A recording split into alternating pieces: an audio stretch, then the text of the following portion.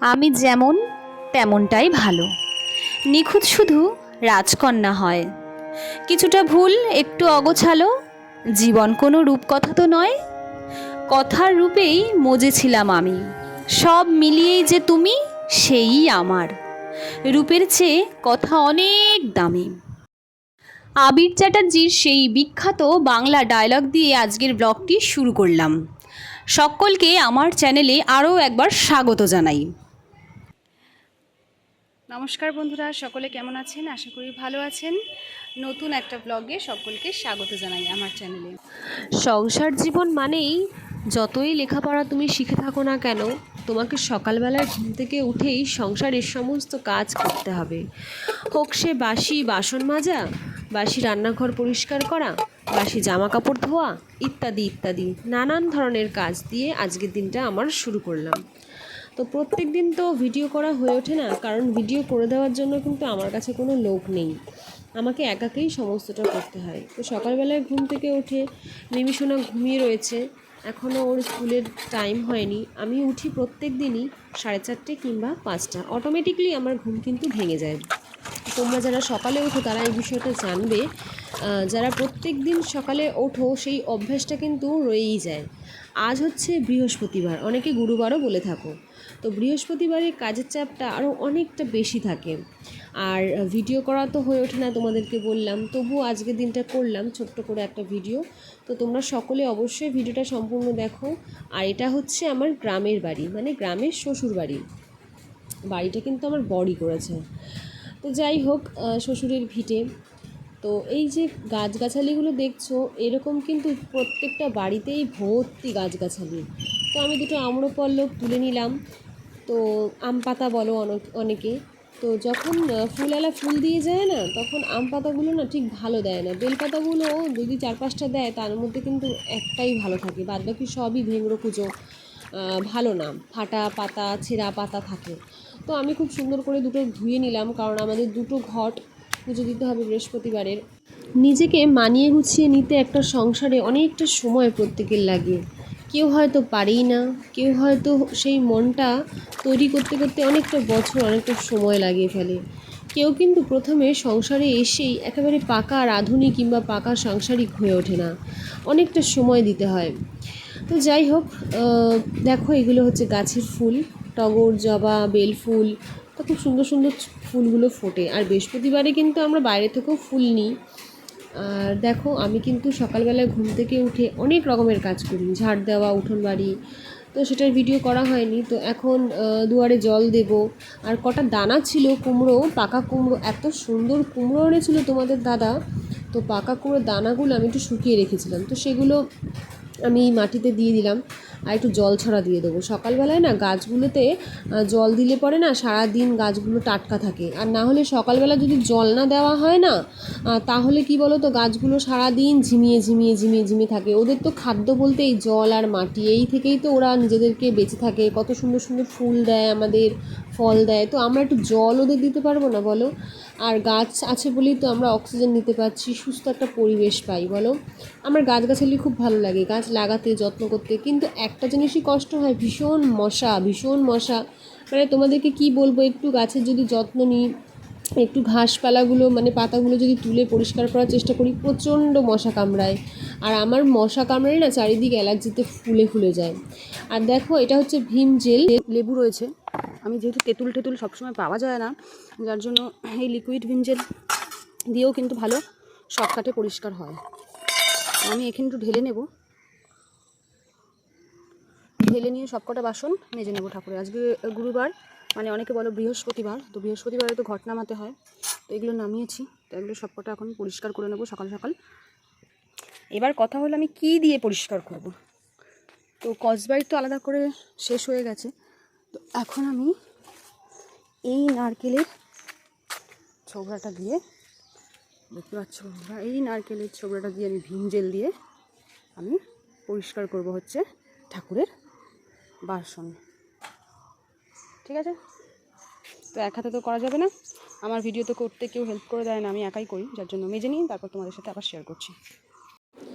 বাসনগুলো কিন্তু আমার মাজা হয়ে গেছে, তোমরা দেখতেই পাচ্ছ কি সুন্দরভাবে আমি মেজে নিয়েছি। আর একটু সময় রাখলে কি বলো তো, একটু বেশিই পরিষ্কার হয়। তারপরে যখন ছোবা দিয়ে জল দিয়ে ডলি না, পুরো চকচক করে বাসনগুলো। দেখো বাসনগুলো ধুয়ে এনেছি, আর এরপরে কি সুন্দর পরিষ্কার হয়েছে না, মনে হচ্ছে তেঁতুল দিয়ে কত সুন্দর করে যেন কাঁসার পিতলের বাসনগুলো আমি মেজেছি। কিন্তু একদমই নয়, তোমাদেরকে দেখালাম যে ভিম জেল দিয়ে মেজেছি। এবার পড়ে রইল আমার দুব্বো তুলা। তো দূর্বা আমি অনেকে দুব্বো বলো, অনেকে দূর্বা বলো। ফুলওয়ালা যখন আসে না, তখন যে দূর্বাগুলো দেয় না, একসাথে যেন জঙ্গল দিয়ে দেয়, ঠিক আবার পরিষ্কার করতে হয়। তার থেকে সুন্দর করে আমি তুলে নিই বাড়ির থেকেই, সেটাই বেশি ভালো লাগে আমার। আর বেগুন গাছগুলোতে দেখো কি সুন্দর ফুল এসেছে, কিন্তু বেগুন গাছে পোকা ভর্তি। প্রত্যেক দিন এত জল স্প্রে করি, তাও জানি না কেন এত বেগুন গাছে পোকা হয়। এরপর চলে যাবো রান্নার দিকে। আর আজকে রান্না করে নেবো আমি কচুরলতি নারকেল দিয়ে। আর এই কচুরলতি নারকেল দিয়ে এই রেসিপিটা কিন্তু তোমাদের দাদা মানে আমার কর্তার কিন্তু খুব ফেভারিট একটা আইটেম। কচুরলতি, আর কচুরলতি খেতে কে কে ভালোবাসো? সবাই তো অনেক কিছু খায়, কিন্তু সব কিছু তো আর ফেভারিট নয়, ভালোবাসে না, না ভালোবেসেও খায়। তো কে কে ভালোবেসে খাও কচুরলতি, তারা একটু কমেন্ট করে জানিও। আর নারকেল কুড়িয়ে কচুরলতি করব আমি, তো তোমাদের কাছে সেই রেসিপিটা আমি অবশ্যই দেখাবো। আর তার আগে ছুলে নেওয়া যাক নারকেলটাকে। তোমরা কি ভাবছো আমি নারকেল ছুলতে পারি না? আমি হচ্ছি গ্রামের বউ, আমি অবশ্যই নারকেল ছুলতে পারি। আর সাঁতারটা এখনও শেখা হয়নি, সেটা খুব তাড়াতাড়ি আমি শিখে যাব, কথা দিলাম তোমাদেরকে, প্রমিস।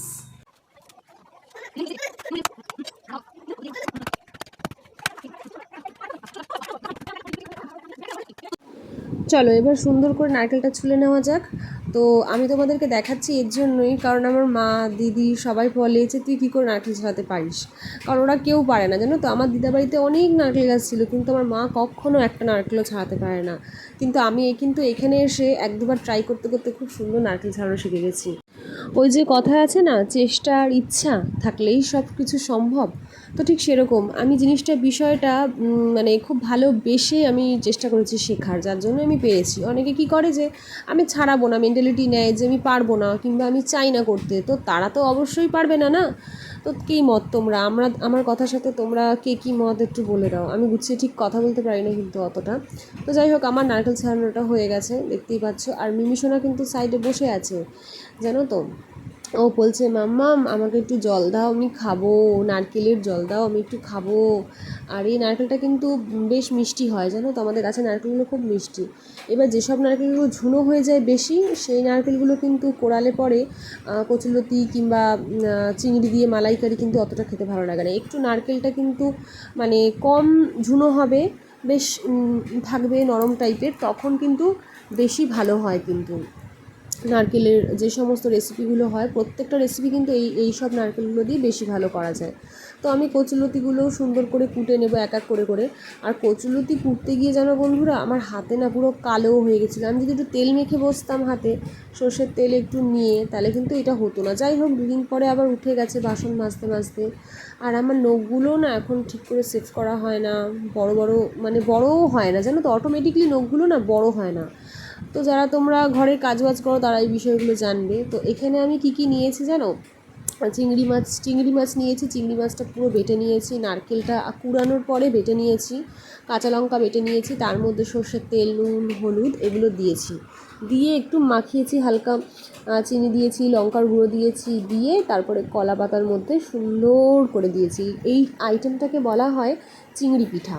তো চিংড়ি পিঠা খেতে খুব স্বাদ, আর গরম ভাতে লেবু দিয়ে যদি তোমরা খাও, মানে গন্ধরাজ লেবু দিয়ে, দারুণ লাগবে।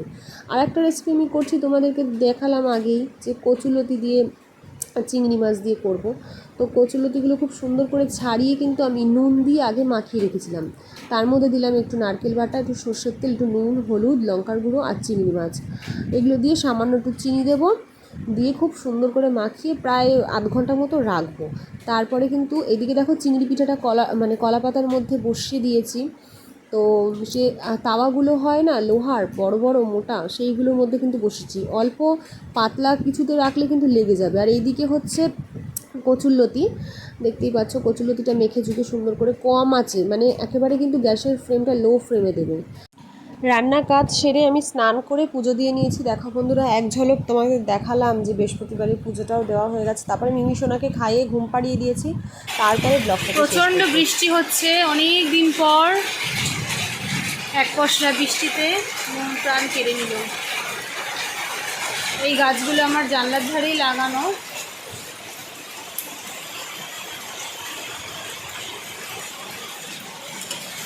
গাছগুলো যেন নতুন করে প্রাণ খুলে পেল।